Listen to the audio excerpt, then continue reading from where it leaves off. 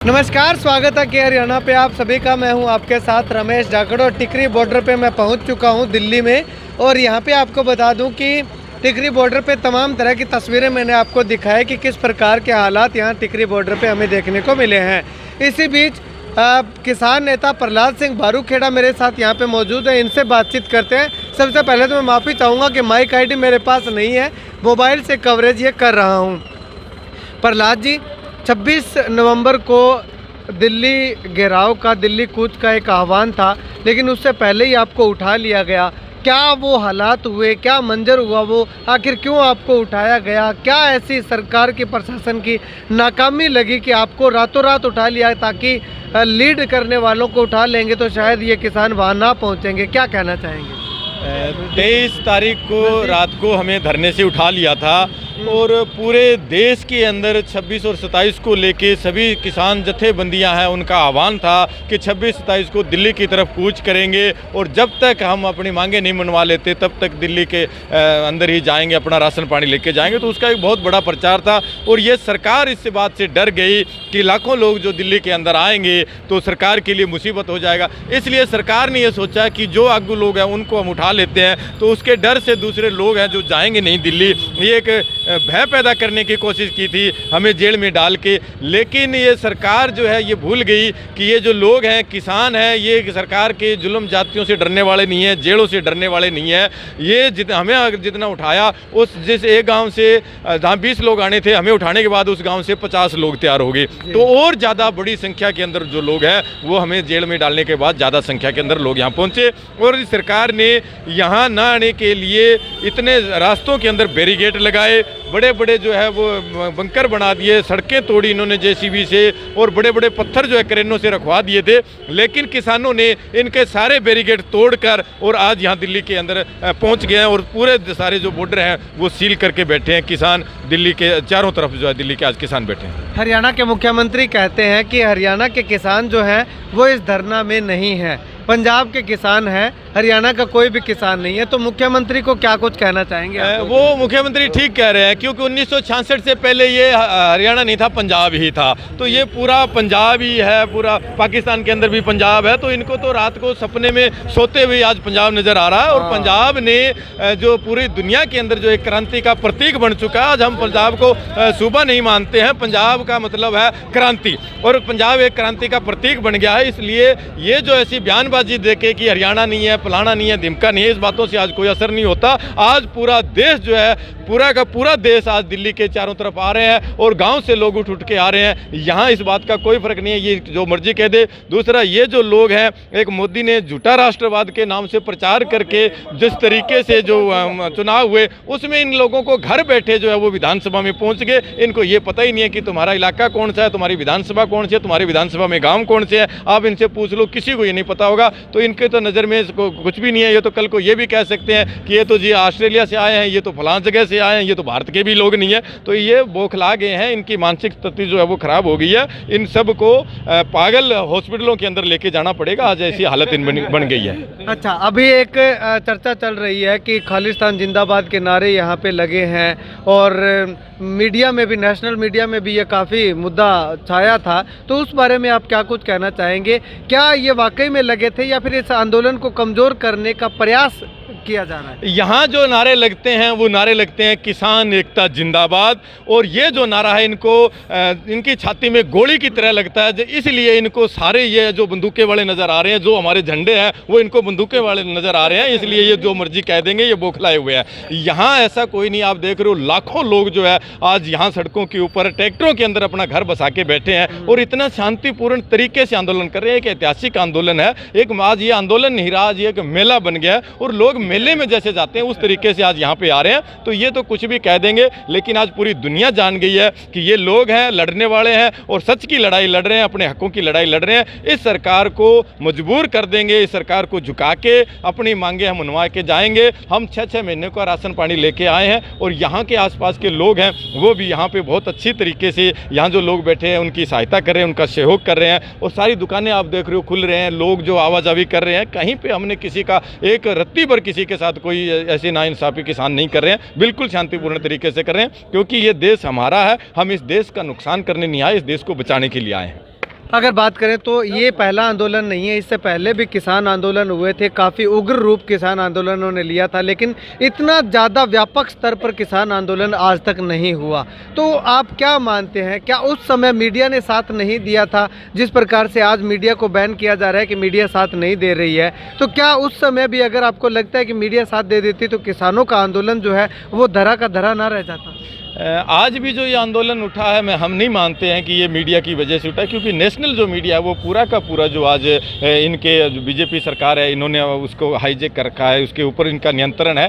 तो आज जो आप जिस तरीके से चैनल है, आपके ये सोशल मीडिया के चैनल है, आपके यूट्यूब के चैनल है, ये लोग इसको आंदोलन को जो दिखा रहे हैं, बाकी नेशनल मीडिया आज भी नहीं दिखा रहा। ये आंदोलन जो उठा है, ये आंदोलन उठा है कि ये देश को बेचने जा रहे हैं, ये देश को दोबारा से गुलाम बनाने जा रहे हैं। उस गुलामी के खिलाफ ये आंदोलन उठा है, क्योंकि हमने इस देश का जो पहले गुलाम था, तो हमारे पूर्वज है, उन्होंने शहादतें देके इस देश को गुलामी से मुक्ति दिलाई है, कंपनी राज से मुक्ति दिलाई है। हमें ये भीख में नहीं मिली है कंपनी राज से मुक्ति, आज़ादी हमें भीख में नहीं मिली है, हमें ये आज़ादी गर्दन कटा के मिली है। भगत सिंह, राजगुरु, सुखदेव, करतार सिंह सराभा, पता नहीं कितने लाखों लोगों ने शहादतें दी है, तब जाके हमें आज़ादी मिली है। तो ये आंदोलन उनकी शहादतों को व्यर्थ नहीं जाने देगा, इसलिए आंदोलन उठा है, इस देश को बचाने के लिए आंदोलन उठा है। किसानों के साथ सरकार की एक मुलाकात हुई थी जो लगभग नाकाम सी साबित हुई है, लेकिन उससे पहले दिग्विजय चौटाला जो कि जननायक जनता पार्टी से हैं, उनका बयान आता है कि किसानों की जो बातचीत हो रही है उसके बाद में आगे का फैसला लिया जाएगा।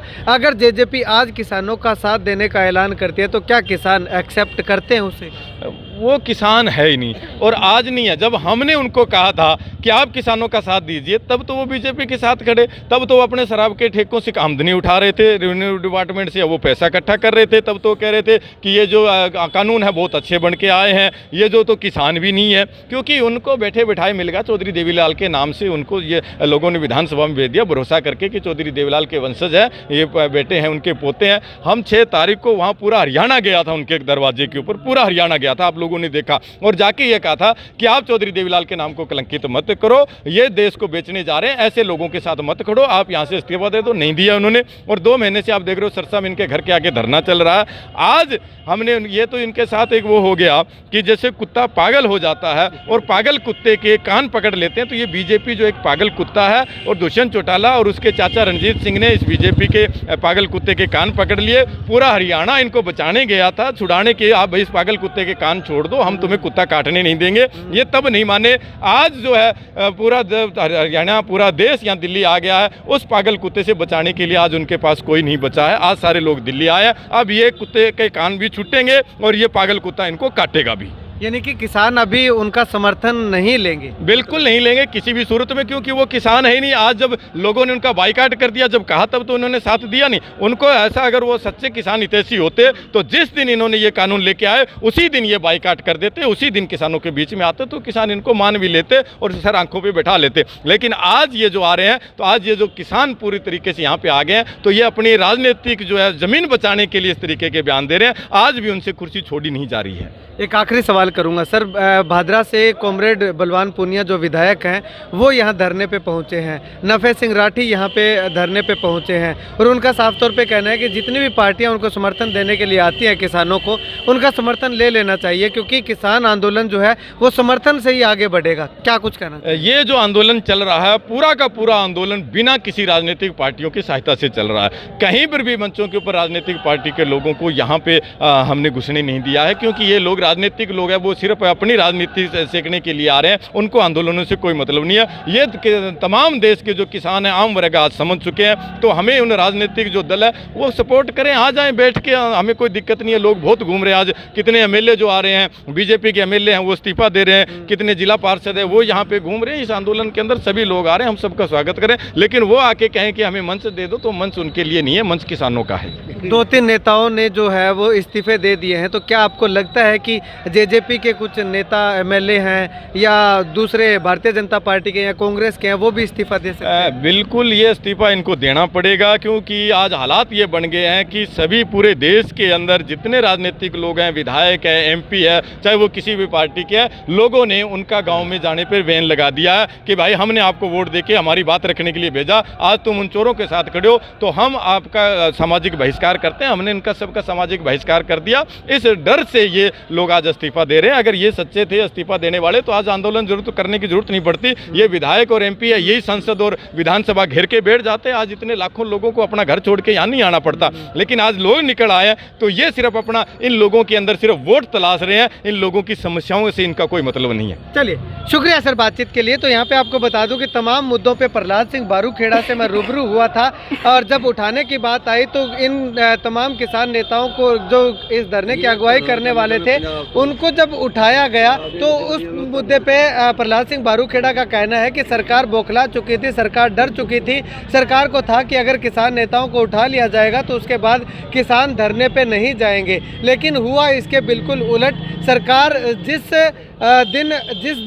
जिस गांव से 20 लोग आने चाहिए थे किसान नेताओं को उठाने के बाद, उसी गांव से 50 यानी कि 2.5 गुना की संख्या में किसान जो है वो एकजुट होकर के यहाँ पे पहुँचे हैं। और टिकरी बॉर्डर पे अगर बात करूँ तो पंजाब के किसानों का योगदान बहुत अहम माना जा रहा है। अगर स्वतंत्रता संग्राम की लड़ाई की बात करूँ, आज़ादी की लड़ाई की बात करूँ, तो भी पंजाब का और सिख समुदाय के लोगों का काफ़ी अच्छा योगदान देखने को मिला था। उसी तरह से आज भी इस किसान आंदोलन की लड़ाई में, किसानों को बचाने की लड़ाई में जो पंजाब के किसान हैं उनका बहुत ज़्यादा अहम योगदान माना जा रहा है। और हरियाणा के किसानों का योगदान सिर्फ इतना है, उनके साथ दे रहे हैं। और आसपास के गांव जो हैं, क्योंकि वो हरियाणा के हैं, और उन आंदोलनकारी जो किसानों को, हरियाणा के जो किसान हैं वो खाद्य आपूर्ति कर रहे हैं। दूध, पानी, फल, सब्जियां, जो भी उनके नित्य यूज की वस्तुएं हैं वो उनको मुहैया करवा रहे हैं। तो कुल मिलाकर के कहूँ कि हरियाणा पंजाब भाईचारा एकता जिंदाबाद के नारे यहाँ पे लगे हुए हैं, किसान एकता जिंदाबाद के नारे यहाँ पे लगते हुए दिखाई दिए हैं। लेकिन न जाने ये खालिस्तान जिंदाबाद का नारा कहाँ से आ गया।